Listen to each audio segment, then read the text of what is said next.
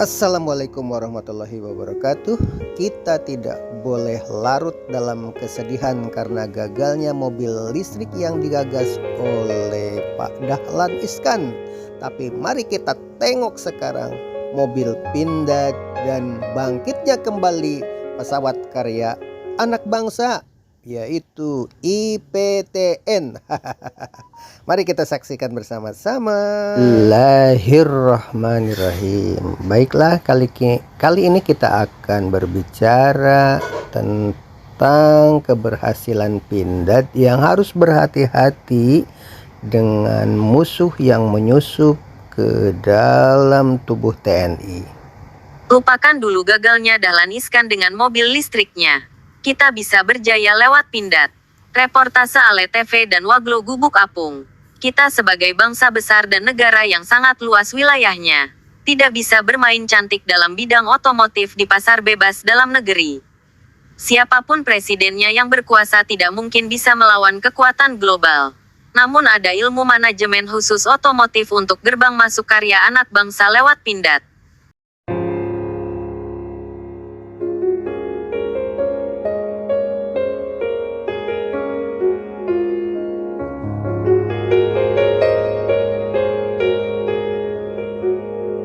Mengapa dan bagaimana caranya? Pasar bebas di Indonesia sudah tergadai. Tergambar dari gebrakan isu mobil SMK yang menggegerkan kaum kapitalis yang piawai memainkan perannya di Indonesia. Terkesan dengan munculnya banyak logo mobil menyerupai burung Garuda, yang dikeluarkan produk mobil yang menguasai pasar Indonesia seperti Toyota, Suzuki, Daihatsu, Hyundai. Sementara itu Pindad bergerilya mengendap, merayap sambil bertiarap. Sesekali muncul ke permukaan lalu merayap sambil mengendap. Itulah gaya TNI dalam Pindad. Di bawah ini adalah rinciannya. Jokowi dan Prabowo menjajal mobil Maung Pindad. Intip keunggulan mobil rantis Maung generasi ketiga buatan Pindad. Kamis, tanggal 19 Januari tahun 2023 pukul 12.20 waktu Indonesia Barat. PT Pindad baru saja meluncurkan kendaraan operasional Satuan Pranops TNI 4x4WD, yang merupakan Maung generasi ketiga. Mobil ini pun diresmikan secara langsung oleh Presiden Joko Widodo, Jokowi, bersama Menteri Prabowo Subianto. Direktur Teknologi dan Pengembangan PT Pindad, Sigit Puji Santosa, mengungkapkan bahwa ini generasi ketiga dari Maung. Kendaraan generasi ketiga ini merupakan kombinasi untuk kegiatan pasukan di lapangan dan operasional komandan. Jadi kita desain ada 3 seri. Seri yang pertama yaitu komando untuk komandan. Seri kedua yaitu jelajah untuk kombinasi lapangan dan operasional. Serta seri ketiga adalah tangguh untuk latihan tempur dan lain-lain sehingga dapat dilengkapi dengan senjata, ujar Sigit di situs resmi Pindad. Ada 2 perbedaan besar pada Maung generasi ketiga ini, dibandingkan yang terdahulunya. Pertama, Maung yang dijajal oleh Prabowo dan Jokowi ini memiliki desain yang lebih kompak dari sebelumnya. Wheelbase-nya 10 inci, lebih kompak. Kemudian karakteristik untuk off-road dan on-the-road itu kita hibridkan. Jadi tidak terlalu kasar di jalan raya, tetapi juga di pegunungan tangguh, katanya. Sedangkan perbedaan kedua adalah dari sisi fungsinya yang menjadi lebih multi-purpose. Ada versi untuk komando, ada yang versi untuk operasional dan juga nanti dengan tambahan senjata bisa jadi kendaraan taktis, paparnya. Mobil ini tentu didesain untuk bisa menerjang medan-medan sulit. Selain itu, Maung bisa prima saat dioperasikan di ruas jalan aspal dan bermanuver dengan baik. Lantaran sebelumnya Maung Pindad memang dikembangkan untuk pasukan infanteri. Mobil TNI versi sipil ini dibanderol dengan harga kisaran Rp600 hingga Rp700 juta. Namun bisa lebih, jika konsumen meminta modifikasi atau custom tambahan lagi. Pastinya tanpa persenjataan layaknya mobil tempur pada umumnya. Meski Maung termasuk karya anak bangsa, tapi ada beberapa komponen yang tidak diproduksi sendiri. Kerja sama pihak luar berperan penting, terutama bagi mobil custom. Spesifikasi mobil TNI versi sipil.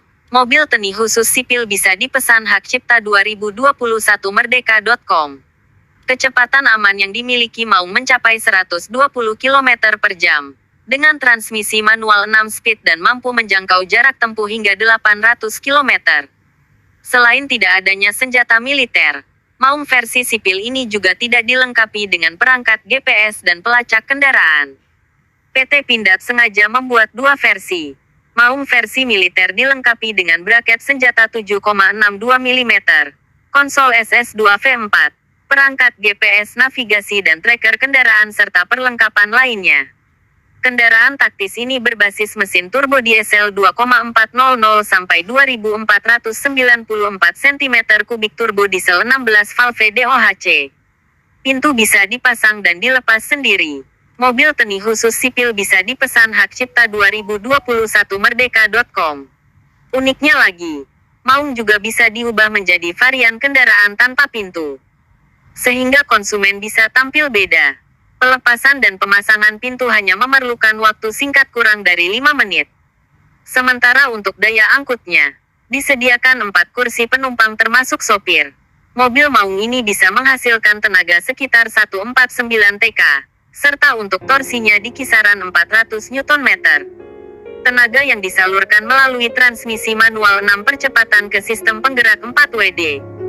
Dimensi mobil P4931 mm XL 1640 mm XT 1820 mm.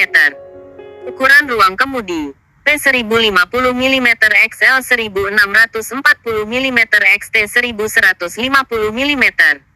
Ukuran kabin penumpang P870 mm XL 1640 mm XT 1150 mm. Ukuran bagasi P1314 mm XL 1110 mm XT 419 mm. Medeka Kur mengintip spesifikasi Pindad Maung, mobil yang ditumpangi Jokowi Prabowo. Tim Detikcom, Detikoto, Rabu, tanggal 18 Januari tahun 2023 pukul 16.50 waktu Indonesia Barat. Pindad Maung. Foto, Lukas, Biro Persekretariat Presiden. Jakarta, ada momen menarik saat Presiden Joko Widodo hadir pada rapat pimpinan Rapim Kementerian Pertahanan, Kemhan, 2023. Dalam kesempatan itu, Jokowi meresmikan nama mobil Maung buatan Pindad dengan seremoni pecah kendi. Belum habis sampai di situ, Jokowi juga terlihat menjajal performa Pindad Maung. Mengenakan setelan putih dan kemeja hitam, Jokowi tampak duduk di kursi penumpang sebelah kiri. Sementara duduk di kursi sopir ada Menteri Pertahanan Prabowo Subianto. Pindad Maung merupakan kendaraan taktis 4x4 yang dikembangkan Pindad. Kantis Pindad Maung. Foto, Twitter Prabowo Subianto. Baca juga, Pindad bikin kendaraan taktis listrik 4x4. Begini wujudnya. Namun wujudnya berbeda dengan Maung versi prototipe saat pertama kali dijajal Prabowo pada 2020.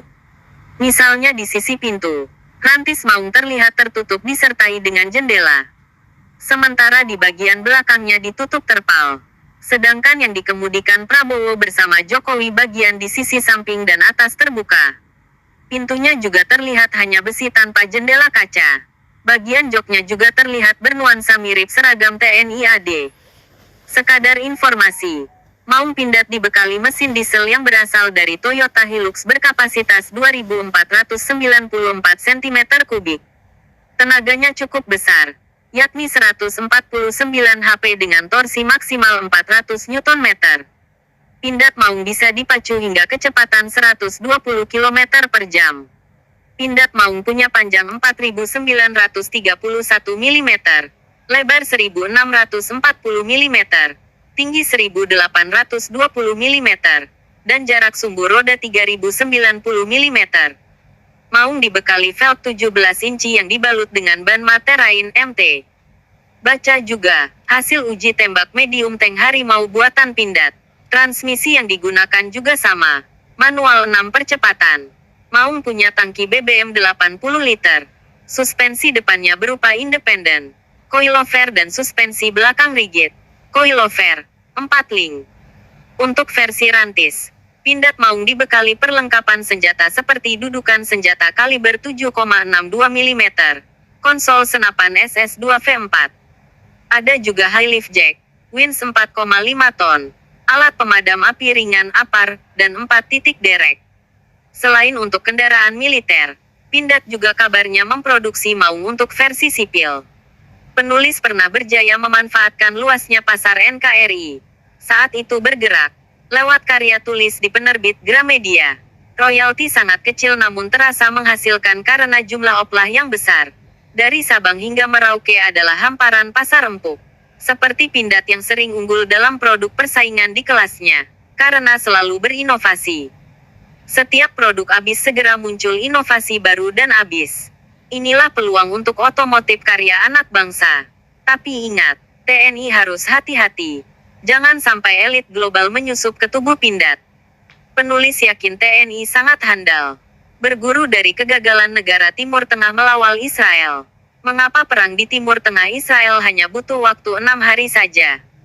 Semua kekuatan negara Arab rontok saat itu bukan?